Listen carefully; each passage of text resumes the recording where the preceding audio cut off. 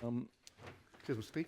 I appreciate it's a bit analog, what we're presenting today, but I think from what I've learned about synthetic data generation, it's highly dependent on having really strong input signals that are reliable.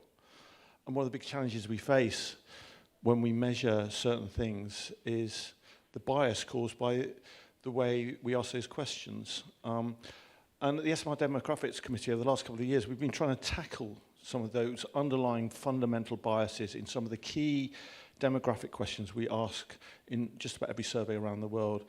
And I think this is probably one of the most important group initiatives for ESOMAR. And it's involved a collaboration from every corner of the globe and every single panel partner, all the big major research companies. We've got a client sounding board involved in giving tremendous amount of intellectual contributions to the work we're doing. We're presenting here today 3 quite important topics that we've been exploring over the last year. Frank and I are going to be talking about some work that the group have done to look at how to more effectively measure wealth in surveys, which is obviously quite a big one. Leah's going to talk about how we measure education, which is another very, very common question that's asked in just about every survey around the world. And Trixie is going to be exploring some of our philosophy on whether or not and how we should be thinking about measuring disabilities in surveys. So I'm going to kick off thinking about wealth. This is probably one of the most common questions asked in surveys across the globe. In some form or another, just most international studies have some form of wealth measurement protocol. And it's used to, predict consumer behavior. It's an important component of consumer choice, how much money you have. But it's also used for sample balancing in some situations. And it's the fundamental building block of a lot of social economic measurement systems which are used and we rely upon around the world.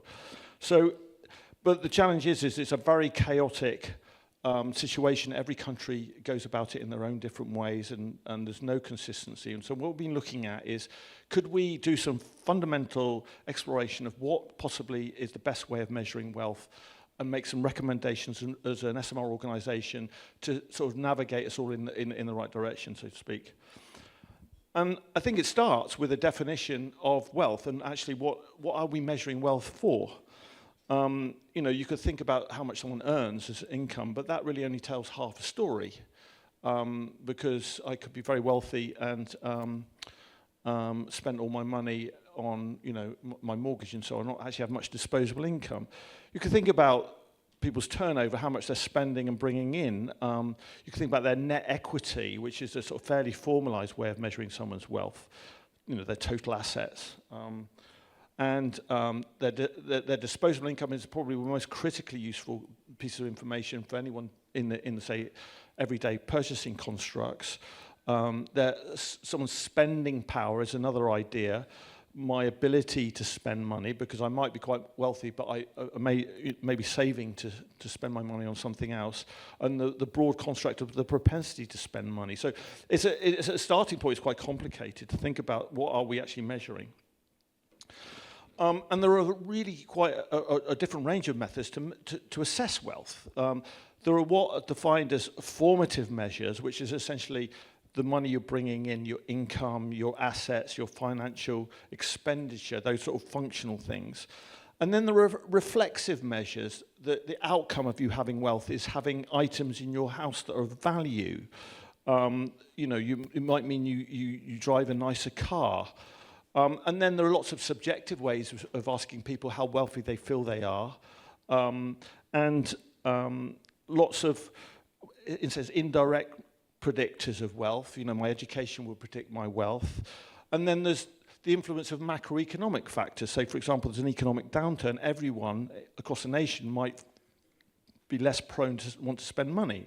So that's the sort of challenge we're looking at and trying to square off and saying, what's the best way of doing it? Now, no one method tells the whole story. And there are lots of questions about every method. And so what we did as a group, we've done a global study. We conducted this study in 20 countries amongst 20,000 respondents. And we tested out a whole load of these different techniques alongside each other to see how effective each of them were at sort of predicting what might be described as our meta wealth. We had some very specific questions about each technique, for example. When you measure income, what is the best way of measuring it? Should you be thinking about monthly or annual income? Should we think about pre or post-tax income? Should we be considering the personal income of an individual, the household income? How do we deal with things like overclaim, people overclaiming their income? Now, in this piece of experimental work, what we did is we explored the differences between measuring someone's annual pre-tax income and their monthly post-tax income. And we present the results of this, top-line results at the end. We also then explored outgoings, which is a very, very common method in certain parts of the world to assess someone's ability to spend money.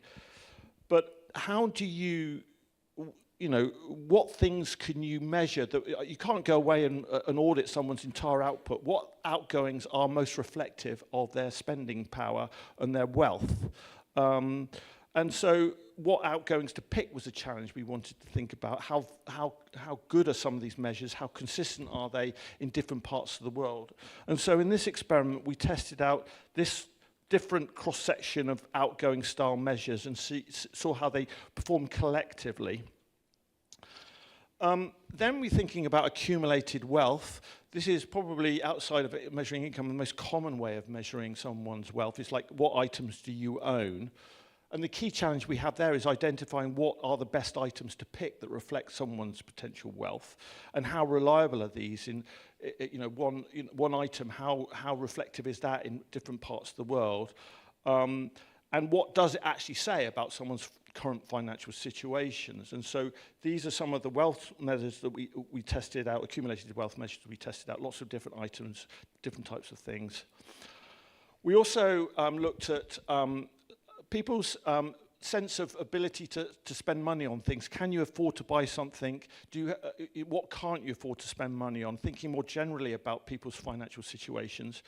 And again, we wanted to isolate some measures that we thought that would be reflective of someone's sense of financial wealth. So these are some of the things we tested out. Can you afford to buy basic foods? Can you afford to buy new clothes and so on? And then in the reverse sense, the level of economic distress someone might be in. Have you had to go without food, for example? Those two things are sort of the opposite end of the spectrum. We also tested out some broader subjective assessments of wealth, which is essentially how wealthy are you feeling right now, with sort of weather forecasting process. And we asked lots of questions about their sense of the economy and their current financial situation. So we bottled all that up together, and we did this experiment, and we looked at, we created like a meta-scoring system to work out the collective results from each method, and we then compared them. And these are the results. No one measure collectively predicts the others very efficiently. They're all hovering around the 50% mark. The indirect measures, like things like education and wealth, are very poor predictors actually of someone's generalized wealth situation. The most reflective in this piece of experimentation, the piece of analysis, was what people felt they could afford to buy. And the lowest one in reverse was also the financial distress. Those two things seem to be polar opposites in terms of their effectiveness at the top line measure when you're looking at top line correlation with the metascore.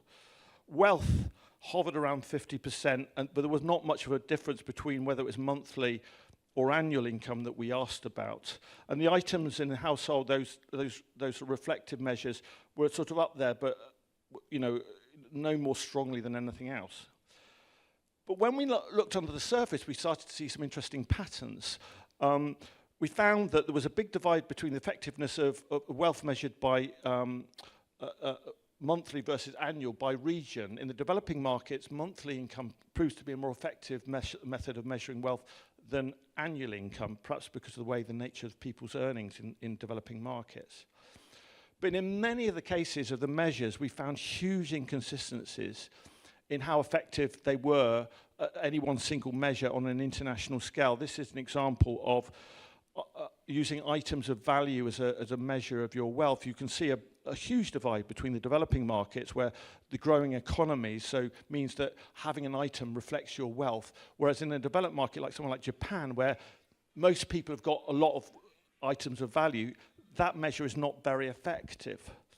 But the generalized problem we face when we measure any of these measures is a correlation between claiming to be wealthy and what we know generally about overclaim in surveys culturally, the sort of acquiescence bias we see country to country. There was quite a tight correlation. And so what we realized is that we were seeing a lot of patternized activity by someone claiming to be wealth, whether they were or not. They were then self-fulfilling that in terms of the way the meta scores were not very, I suppose, reflective. So what we realized, we need to do a bit more detailed analysis. And so here we brought in Frank, who's a causal analyst, to try and tease out some of the underlying relationships that weren't apparent in the top-line data. Thank you, John. Yeah, I'm Frank Buckler, a founder of SUPRA. So we offer causal AI, build insight services, and we use causal AI. And remember, wait a minute. Remember my words, in 5 years from now, many presentations at this conference will be about causal AI, because it's on a Gartner hype cycle and a big trend. And we applied it for this very topic, because you have seen we measured lots of stuff, right? We measured lots of different views on wealth. Yeah, so subjective, formative, reflective, lots of things, but everything is kind of a different perspective on the same thing. And we needed to know, how can we effectively measure in a survey whether or not someone will be able to afford your product? What's the best way? And the beauty of causal AI is that it can now look at hundreds of variables and make sense of it. So we built a big model, yeah, where basically overall subjective measures like the general financial situation eventually are predicted by reflexive, can you afford something, or formative, whether or not you have income, or some predictive, whether or not you are, for instance, have a certain education. Yeah, and this goes into the causal AI. Let me briefly give you a sense of what causal AI is. In essence, it's AI plus some algorithms that make sure your insights are causal. And AI is basically, this is statistic modeling, a fixed formula. You will find the parameters, which is the steepness of the formula. And AI is now finding the formula. Yeah? So we no longer need to rely on assumptions of linearity, independence of drivers. You really model how the world is looking like. And algorithms will then simulate what the impact of certain causes are. So it's not a black box anymore. But this is not enough. AI is not enough if it is not working with causal indicators. That's why you need to fix certain challenges, which is, and I will not go into the detail, but collinearities. Statistics and AI fall flat on multicollinearity because it doesn't care. It just cares about prediction. And causal AI cares about using the right indicators, causal indicators, because then models are not only more predictive, the insight of the why is more reliable. Yeah. Next thing is confounders. It will be more reliable because of it considers also context variables and make sure the insights are better. And also it's intrinsically direct and indirect. It measures not like driver analysis, it's just input-output relationship. It's not considering the indirect effects, which are oftentimes more important than the direct effect itself. So this is a quick snapshot on what is that. So now let's look into the results, what we found. So, yeah, big model of 100 variables, but the findings are condensed to some very practical insights. So something subjective like my household financial situation is good, yeah, is mainly explained well by a measurement of effort and financial distress. What is it? It is when you ask basically, I can afford new clothes, I can afford to go in a restaurant. That's are the 4 items which are most predictive, then also to predict whether or not a person has a good financial or a bad financial situation. And the opposite, financial distressed, both basically those kinds of items you need to ask in order to understand well whether or not a person will be able to buy your product that are the most practical items to be used. There also, of course, the country and the income had some role, but the income has no direct effect on the way that a person is actually feeling has a good financial situation. It may somehow explain afford, yeah, but has not a direct impact. Interestingly enough, also the economic outlook a person has in general impacts very well his own perception of his own financial situation. So that's interesting that a pretty complex model condensed down to some practical findings. And of course, you can read in the paper, which is available at ESOMAR, all the detailed impact strengths. And these are, for instance, 4 items, and you see that the top 4 are better measuring afford than, for instance, afford a new car is probably something more specific, right? So yeah, Jon will wrap it up. I think what we learned from this process is that no single measure tells the whole story, and I think we do need to think about using a combination of factors. From Frank's analysis, it appears that monthly pre-tax, post-tax income seems to be more reliable than annual income. Afford to buy seems to be quite a strong measure. Financial distress seems, and combining those 4 things together, we create a meta measure that's actually quite predictive of the overall scores. So we think that that's heading in the right direction, but we've got lots of questions about this. You know, how do we combine these portfolio of questions into something that's really practical that we can use? Can you combine these different questions into a specific measure? And how can we expand upon this to be reflexive of different types of categories that people want to do research on? So our conclusion is that we need to do more research, and we're going to do some more research in later on in the year. So this is, in a sense, a bit of an update of where we're at. There are some definitely questions that I think we'd love to have your feedback on. Do you think we're heading in the right direction, essentially? Have you got any things you think we've missed in our thinking? And I think, would you consider using this generalized approach, this more hybrid approach, in your own research? So we'd love to hear back from you, and we'll be distributing the discussion guide in the next few months. So I overrun a little bit. I'm mic'd. I just need the clicker.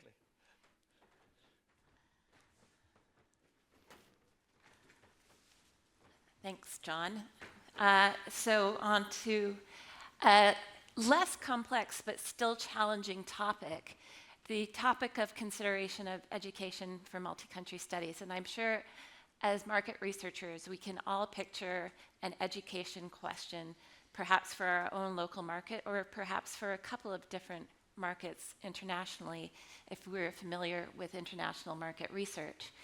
And if you have those in your head and you start to think about what can we do to create a single proxy for educational attainment internationally, the working group had a lot of considerations to keep in mind. And if we go back to what Jon talked about, it's how do we eliminate some of the bias that we've had inherently in our market research over the years? How do we create something that's common across the globe? And so our considerations really came around the education systems that we're working with, the education system in combination with the types of questions that we've historically asked, and then the questions themselves. But we started by asking our client sounding board as to why they asked education, because it is one of the most commonly asked questions internationally. And the two main reasons would be obvious to everyone in the room, and that would be that the sample is balanced and nationally representative of the education levels achieved in a market, as well as a proxy for social class measurement. And so as we delve into the context of education and education globally, we did see that we are seeing increasing levels of education both at the secondary and the tertiary levels globally. Obviously, when we look at this in more detail, we can see that the reason for this is changes by governments to either improve access to education, to improve support so that people can have education, or even something as simple as changing the leaving age of secondary education.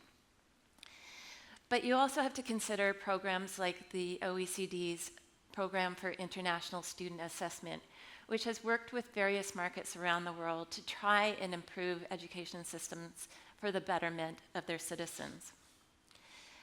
And so that means that our very traditional education question, and again, if you have that picture in your mind, it is typically of a static, single choice question that reflects either a current education system in a country or an out-of-date education system.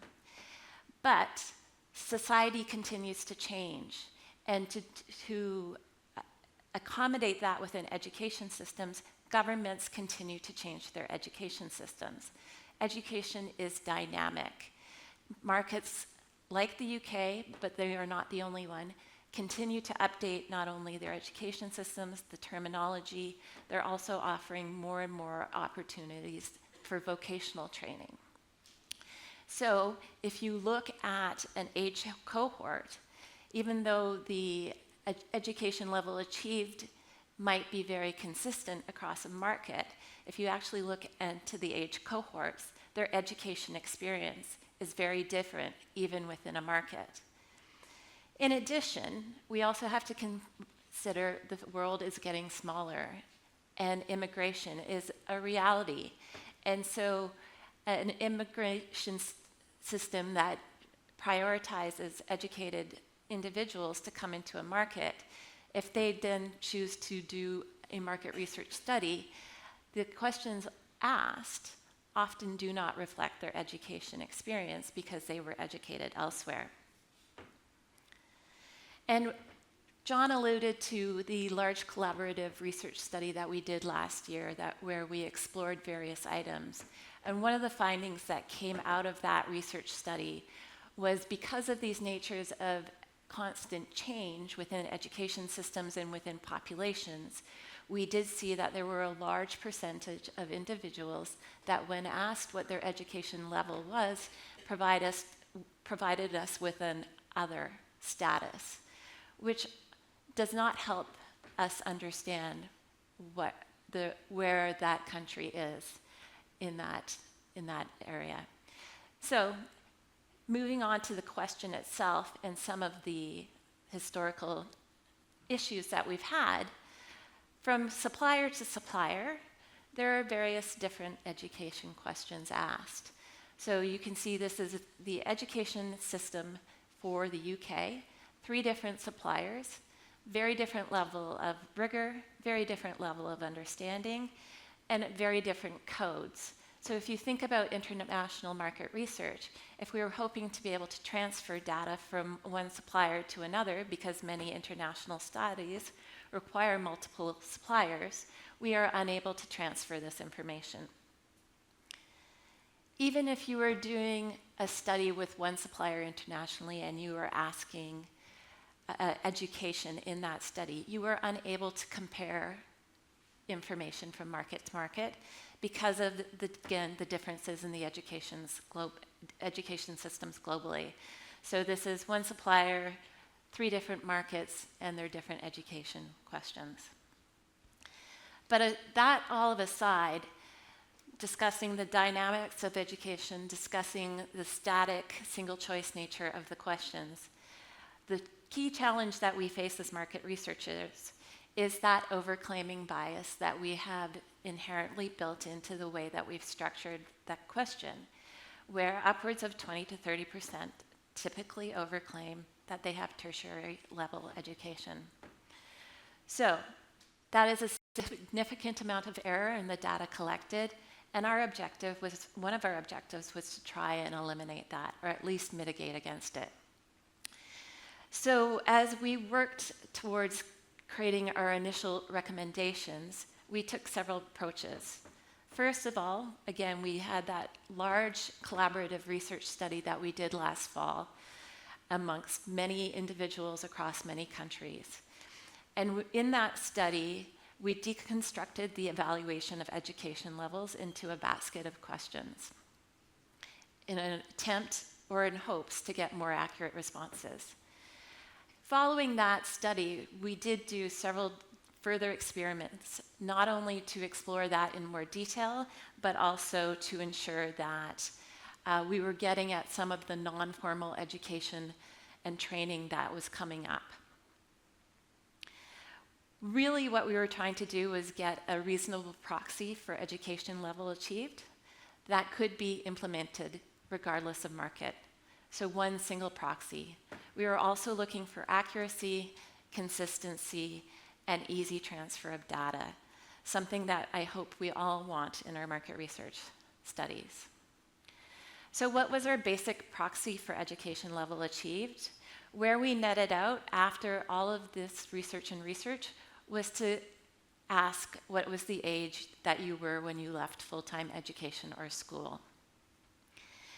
However, even though this one single question was our basic proxy, we did ask a warm-up question. And the purpose of the warm-up question really was to gauge, sort of bring people into the topic and to get more accurate responses.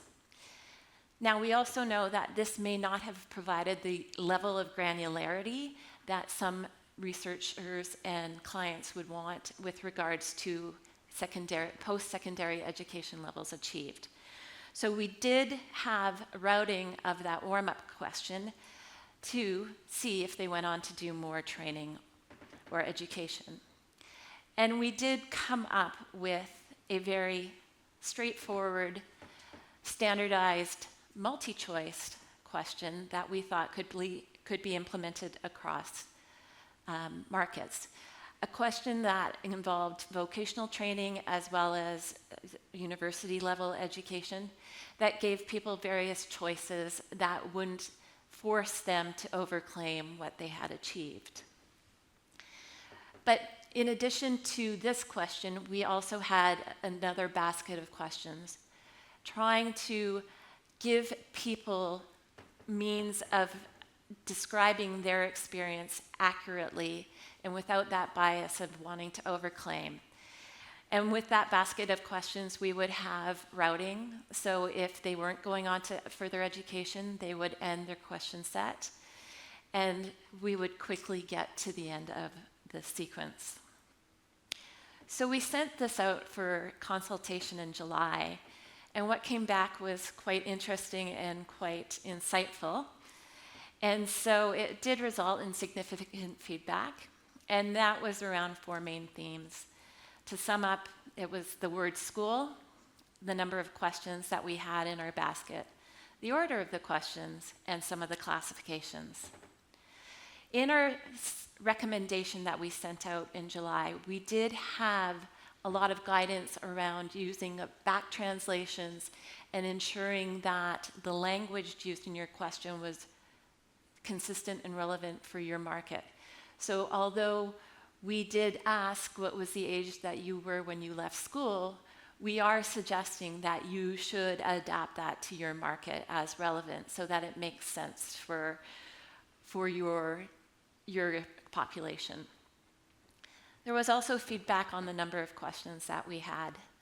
Yes, from going from one question to a basket of 4 or 5 questions, it may seem like we are adding to the length of interview in a study, something we do not want to do.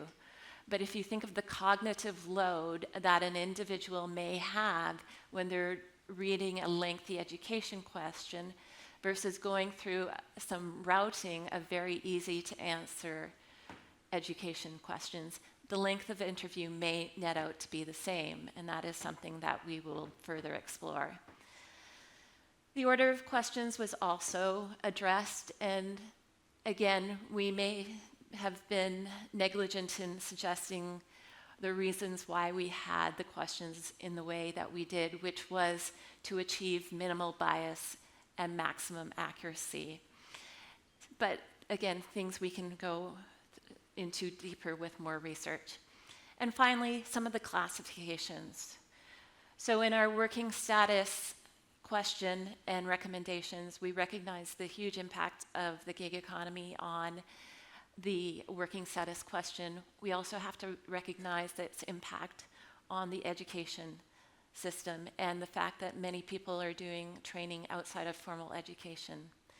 But beyond that, classifications also relates to local level nuances, for example, Quranic schools in Africa, or in addition, how this might impact socioeconomic classification and measurement, especially in markets where those things are changing.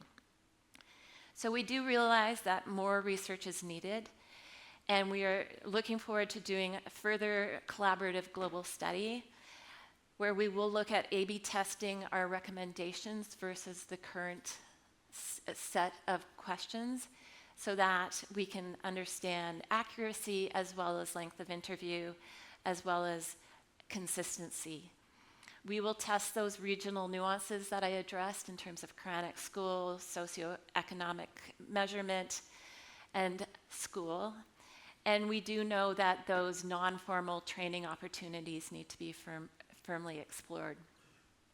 So like Jon, because of all of the feedback that we received, we still have questions for you, and we would love your feedback on them in terms of your perspective, if you would be looking to possibly adapt something like this, and if there are any questions that you might have.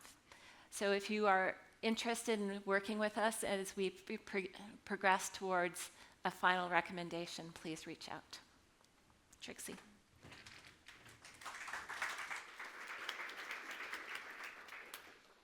Thanks, Leah. And hi, everybody. So I'm going to talk you through the considerations when talking about disability. So this is a newer area for us and something we haven't really yet fully explored, and it's quite challenging. But I think it's good for us to share our current thinking. So for me, I found this quote really quite interesting. Having looked at diversity and inclusion over the last few years, there's a lot of focus on race, on non-binary gender, on sexual orientation. But when I look at this quote from Harvard Business Review, and we see that people living with a disability are the largest minority group on the planet, maybe we're not prioritizing them or thinking about them as much as we should be in research.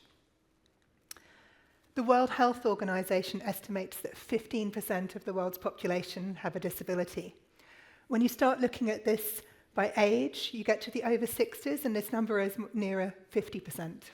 And we have an aging society, so this is going to become increasingly important. I loved looking at this. The stats that you see when you look globally are so varied. I think the 1% is in the Republic of Laos, 5% in Latin America was Mexico, and that's from their census, ranging up to 24% in Brazil.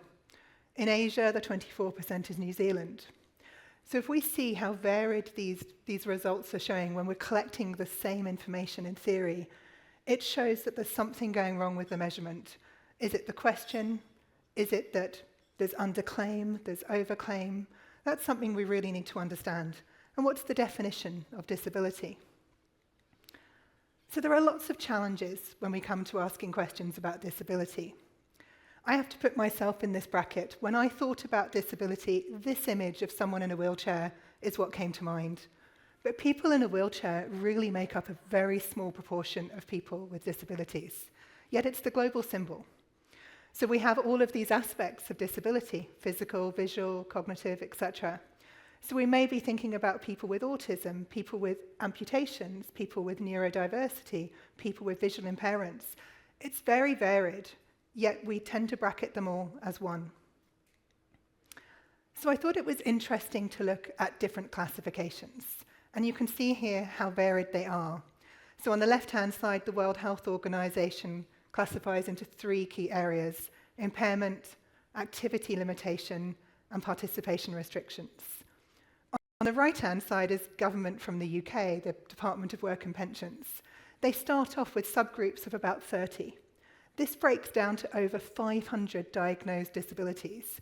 So just that alone tells you, if you're going to ask a question about disability and asking someone to categorize themselves, there's a huge difference in how that might come about. So understanding disability is complex. You could have a permanent disability. You could also have a temporary disability. You might have an illness, maybe an ear infection, and then you have situational disability. So maybe if you're in a loud space, you might not be able to hear.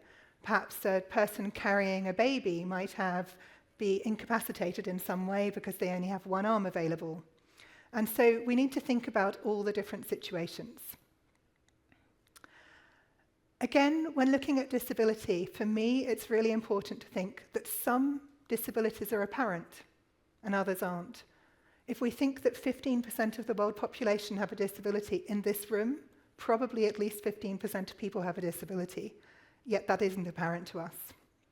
Some disabilities are diagnosed, others are not. Some people don't want to get the diagnosis, but maybe their limitations are the same as someone else who does have a diagnosis. They're acknowledged or not. We see a lot with the aging population that they just think they're getting older and things are more difficult, and they maybe aren't acknowledging that they've got a disability. Accepted or not. This picture for me is very sad. It's from Indonesia. In Indonesia, it is taboo to have a disability or a mental health disorder, and people are quite often shackled in their home or caged in their home, and they're not to be seen or heard of or talked about in society.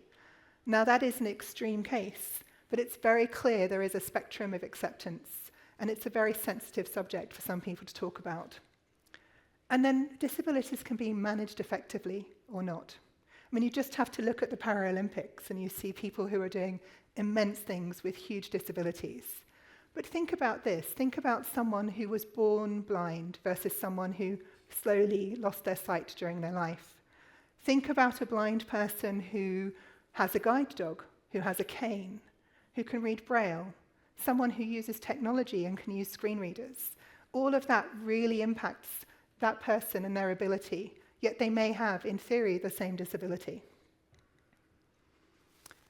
The use of language is also really important. Disability is a sensitive area, and people have different preferences for the language that they may use around their disability. And for me, it's very interesting to see the debate at the moment of identity-first language or person-first language. So identity-first would be disabled person. Person-first would be a person with disabilities. Now, what's interesting is depending on who you speak to, they have a different preference. And it varies a little bit from disability to disability. So someone who might like to be referred to as a disabled person is trying to destigmatize the disability. They want that to be forefront. But someone who wants to be a person with disabilities might be that they consider their disability isn't everything that they are, and they want to be a person first. So again, the best thing you can do is ask people. Or if you have to set a reason for your language in a survey, perhaps you put an explanation as to why you've chosen the language you're using and acknowledge that people may prefer a different language. So as much as possible, use neutral language. If you can, when you're talking to people about their disabilities, try and emphasize their abilities and focus on what they can do and maybe on what support they require. So then it's a big question of why are we asking about disabilities? It's a sensitive topic. We should only be asking about it if it's needed. So it might be that we want to measure or size the population. We might want to have a substantial sample size that means we can do a specific analysis by people with certain disabilities.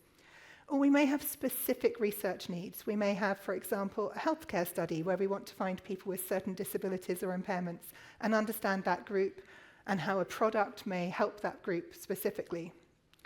And then inclusivity. This is probably the discussion that comes up the most. We see a lot of brands and clients saying we need to ask about all aspects of diversity. But at that point, is it a tick box exercise or is it really relevant to the research that we're doing? What's the hypothesis for that brand in terms of what question are we trying to answer? But we also need to think about if we're trying to be representative or we're trying to be more inclusive, are our surveys actually accessible enough to be getting the answers we need? So there are a lot of methodology considerations. I'm only going to touch on this very quickly, but we maybe need to think about expanding our methodology to ensure that we're meeting the needs of people who have different disabilities. So there are advantages and disadvantages of all methodologies here, and it will depend on the disability that someone has. So online or self-completion, you could find that technology is helpful for someone with a disability, or it also could be a hindrance. You also need to consider things like functional literacy. Offline, this could be much more representative. You might be able to go to people's homes, you might be able to get support from a carer, you may be able to have interviewers who are specially trained. But if you did a central location, there may be just limits in terms of does someone want to even try to go there. Even if you've made it fully accessible, maybe a person is fearful that it might not be and it might not meet their needs. And then other considerations are things like cognitive load, complexity level. When you think about the different disabilities that people have, this may be something you really need to think about. So coming back to, what are we asking? What's the framework? Is it representation, inclusivity, understanding a target? Do you want a catch-all question or a really detailed question? How do you define a disability? So we can think about what happens if someone is self-reporting their disability. Would the numbers be very different than if you were asking for a specific diagnosis? Or maybe only people who are identified by the government as having a disability and able to claim an allowance? Or would you rather ask questions about the impact on someone's life? Do they find it difficult to climb the stairs or walk for a certain distance? Is it temporary or permanent? Are we interested in understanding people with disabilities that are temporary, or are we only interested in those that are permanent? And then again, we talked about earlier situational. Maybe the learnings from someone with a situational disability could be interesting because it's new to them. How do we ensure we can capture their responses? So again, this is key. Accessibility for the survey that we've talked about, but maybe we need to think about how we get that representation. Are other people in the household maybe going to give better answers potentially about that person, especially if they don't feel or haven't really acknowledged it themselves? We can also speak to carers, but most importantly, it's about having good research design, having good questions, and you might need to ensure that you talk to people with the lived experience to design your survey, or possibly even do a qual exercise with those people first. It's one thing that we really don't know what we don't know when it comes to this area. So I wanted to very quickly show you some questions. So on the left and right, on the right it's the US Census questions, or some of them, but just by having a yes-no versus a scale, you'll get very different levels of answers, but the questions are pretty similar. Here on the left you've got the UK Census questions, and you'll see how much broader they are than the US ones. On the right are the Mexican ones. For those that don't speak Spanish, it's got a difficulty scale and goes through the different types of disability. So, leaving you with some key takeaways. Firstly, it's complex. I've been working in this area for a while, and I think it's almost impossible to get it right. And I think we have to accept we're on a journey and that we're all learning. So you need to think about, what is the level of information you need? Where you can, collaborate with those with a lived experience or run specific qual with them first. You need to be sensitive and respectful with the language that you use. And that's not only to the research participants, but also think about the research output when you put together your findings. And then drive where you can to have more accessible research. Almost everyone will temporarily or permanently experience disability at some point in their life. This is why it's so important that we handle this and that we really understand this as an industry. So I want to leave with a lovely photo from the Paralympics, but a call to action for all of you. Get involved. Understand locally about disability in your market, because the more we can share experiences that we learn from one market to another, the more we can learn and grow together. And then please collaborate with us. We're just at the early stages of writing the guidelines on disability in the ESOMAR Professional Standards Group. And we will be downstairs in the Delta room, all of us, between 4 and 5 today, if any of you would like to come and talk to us more about any of the topics that we're talking and discussing about, or if you'd like to get involved, and my email is there if you would like to get in touch with me directly. Thank you.